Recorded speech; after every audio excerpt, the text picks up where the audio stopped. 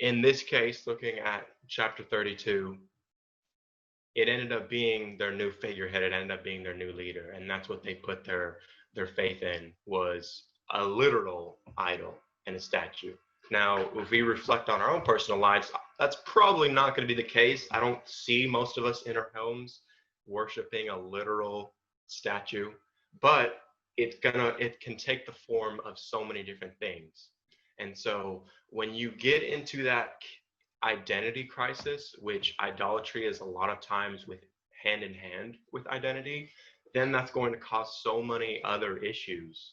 So, for example, if you put your identity in your relationships, whether that's romantic or not, if it's romantic, okay, I'm not dating anyone, and then you're always harping on that, you're always making that about your identity, you're idolizing the idea of what a relationship would do for you.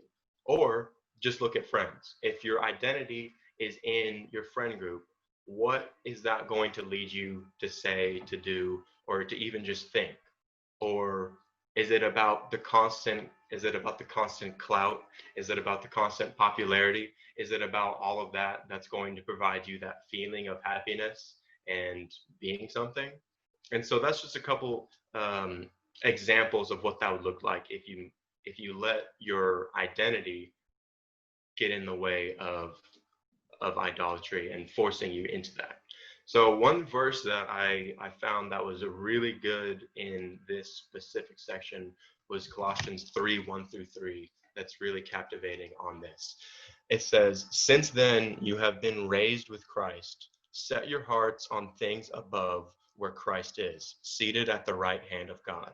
Set your minds on things above, not on earthly things, for you died and your life is now hidden with Christ in God." So that was a really powerful verse because it's basically saying, don't focus on the worldly things that you're seeing. Focus on God. And if you focus on God, then that's going to be providing you that fullness that you need. Because when we don't have Christ at the center of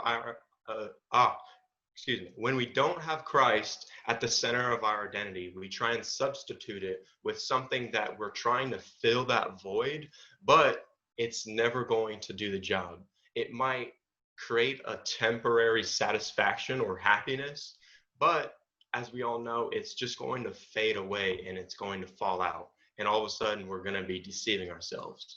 A lot of times that creates an endless cycle of we just find new things that we're going to bounce around to try and fill that void that only God can fill.